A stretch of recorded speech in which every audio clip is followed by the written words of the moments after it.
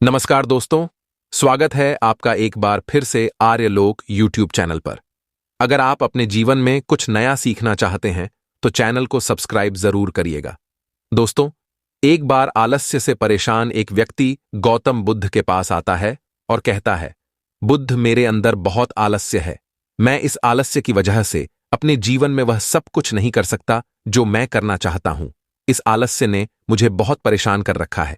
इसकी वजह से मैं अपने जीवन में उन्नति नहीं कर पा रहा हूं और कृपया आप मुझे इस आलस्य से छुटकारा पाने का कोई तरीका बताएं।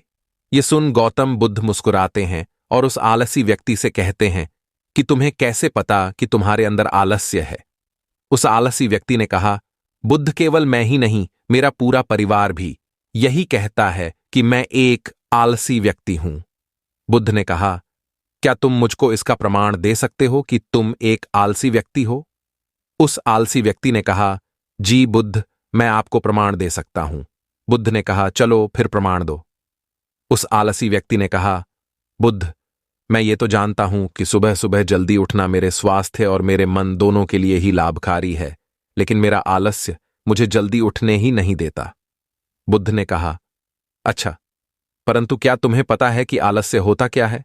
उस आलसी व्यक्ति ने कहा, बुद्ध, मुझे यह तो नहीं मालूम कि आलस्य क्या होता है, लेकिन यह जो कुछ भी होता है बहुत बुरा होता है। बुद्ध ने कहा, आलस्य एक मानसिक अवस्था है, एक भाव है, एक विचार है, जिसे जाने अनजाने में हम इंसान खुद ही अपने अंदर पैदा करते हैं। आलसी व्यक्ति ने कहा, परंतु वो कैसे बुद्ध?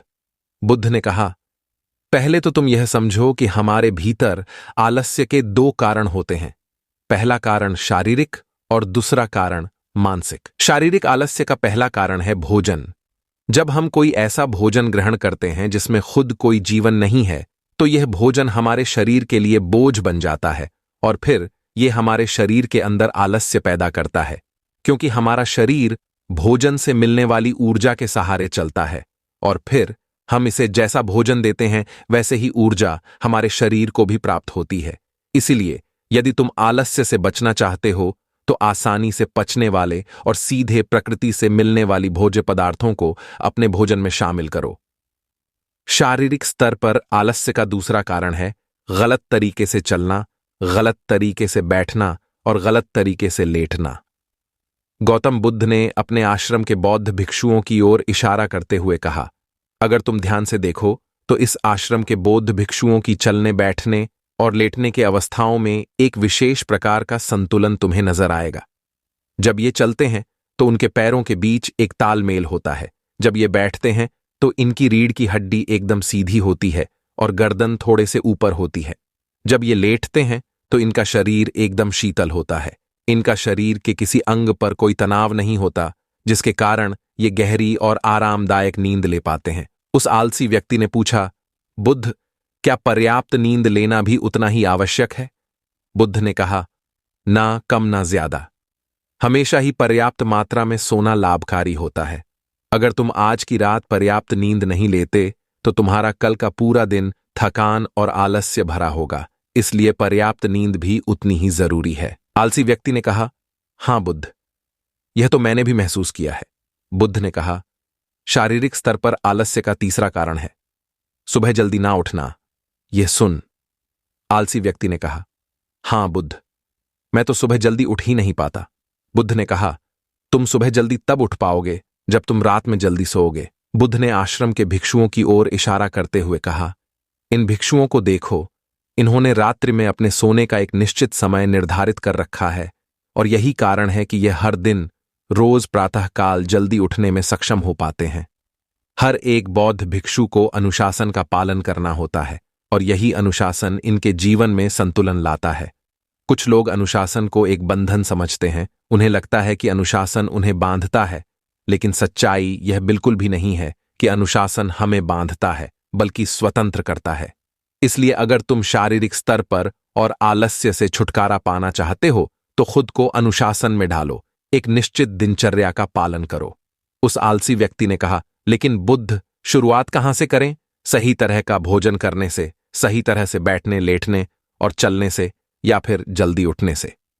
बुद्ध ने कहा, शुरुआत अभी से करो। जो भी तुम कर रहे हो उसे पूरे ध्यान से करो। पहले तुम मन के स्तर पर आलस्य को समझो। बुद्ध ने कहा, मानसिक स्तर पर आलस्य का पहला कारण है हमारी पुरानी गलत धारणाएं। जब हम किसी काम के लिए खुद को काबिल नहीं समझते, तब हमारे भीतर आलस्य पैदा होता है। अगर हमारे मन में यह विश्वास कर लिया कि पिछली बार की तरह इस बार भी मैं इस काम में असफल ही होऊंगा, तो हमें उस काम को करने में हमें हमेशा अलग तरीके से करना चाहिए। जबकि हम खुद को यह नहीं समझा पाते कि पिछली बार और इस बार में बहुत फर्क है। अब हम मानसिक तौर पर वो नहीं हैं जो हम पहले थे। हमने पिछली हार से बहुत कुछ सीखा है। इसलिए मानसिक आलस्य से बचने के लिए सबसे पहले खुद पर विश्वास करना सीखो। मानसिक आलस्य का दूसरा कारण है छोटी सोच वाले और आलसी व्यक्तियों का साथ। कई बार ऐसा होता है कि हम खुद आलसी नहीं होते हैं, लेकिन कुछ आलसी और कामचोर लोगों के साथ रहते रहते हैं। हम खुद भी आलसी और कामचोर बन जाते हैं। यह सुन उस आलसी व्यक्ति ने कहा, हां बुद्ध, ये तो मैंने भी महसूस किया है। बुद्ध ने कहा, तो फिर सबसे पहले आलसी और कामचोर लोगों की संगति में रहना छोड़ो। बुद्ध ने आगे कहा, मानसिक आलस्य का तीसरा कारण है काम को टालने की आदत। काम को टालना आलस्य और मानसिक तनाव का सबसे बड़ा कारण है। शुरुआत में तो हमें पता ही नहीं चलता, लेकिन धीरे धीरे ये आदत हमारे अंदर घर बना जाती है और यह एक अकेली आदत किसी भी इंसान की जिंदगी बर्बाद करने के लिए काफी है। इसलिए जो काम आज किया जा सकता है उसे कल पर कभी ना टालें। बुद्ध ने कहा, मानसिक आलस्य का चौथा कारण है लक्ष्य का स्पष्ट ना होना। मान लो तुम किसी बड़े से रेगिस्तान में फंस चुके हो और तुम्हें जोरों की प्यास लगी है, तब तुम क्या करोगे? उस आलसी व्यक्ति ने कहा, मैं पानी की खोज करूंगा, पर कोशिश करूंगा कि जल्द से जल्द रेगिस्तान के पास वाले गांव में पहुंच जाऊं। बुद्ध ने कहा, लेकिन अगर बहुत कोशिश करने के बाद भी तुम्हें पानी ना मिले, तब उस आदमी ने कहा, मैं तब भी प्रयास करता रहूंगा, क्योंकि मेरे पास और कोई दूसरा विकल्प ही नहीं होगा। तब गौतम बुद्ध ने मुस्कुराते हुए कहा, इंसान को आलस्य तभी घेरता है जब उसके पास कोई स्पष्ट लक्ष्य ना हो या फिर उसके समक्ष बहुत से विकल्प उपलब्ध हों। इसीलिए लक्ष्य का निश्चित होना परम आवश्यक है। यदि तुम सुबह उठकर व्यायाम नहीं कर पा रहे हो, तो उसका कारण तुम्हारी नजर का स्पष्ट ना होना है। अभी तुम भविष्य में होने वाले रोगों और उन रोगों से होने वाली पीड़ा को स्पष्ट रूप से महसूस ही नहीं कर पा रहे हो। बुद्ध ने आगे कहा, मन के स्तर पर आलस्य का पांचवा कारण है किसी काम को करने की कोई बड़ी वजह न होना। मान लो तुम बहुत से कीमती गहने लेकर सुनसान रास्ते से गुजर रहे हो। तुम चलते चलते बहुत थक चुके हो और तुम्हारे बैठने का भी मन कर रहा है और तुम एक बड़े से पेड़ के नीचे आराम करने के लिए बैठ जाते हो। तुम अभी बैठे ही थे कि तुमने देखा कि दूर से कुछ डाकू तुम्हारे तरफ भागे आ रहे हैं। तो क्या ऐसी परिस्थिति में भी तुम्हारा आलस्य तुम्हें भागने से रोकेगा या रोक सकेगा? नहीं ना।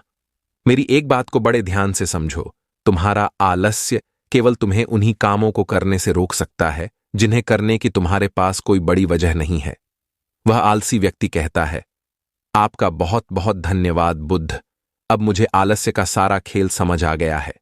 गौतम बुद्ध कहते हैं कि मेरी एक बात हमेशा याद रखना, जहां स्पष्टता है और काम को करने की कोई बड़ी वजह है, वहां आलस्य हो ही नहीं सकता। दोस्तों, आज की कहानी से आपको कुछ सीखने को मिला हो तो इसे अपने दोस्तों के साथ फेसबुक, व्हाट्सएप पर जरूर शेयर करें और वीडियो को लाइक करें और चैनल को सब्सक्राइब करें। अंत तक बने रहने के लिए आपका बहुत बहुत धन्यवाद।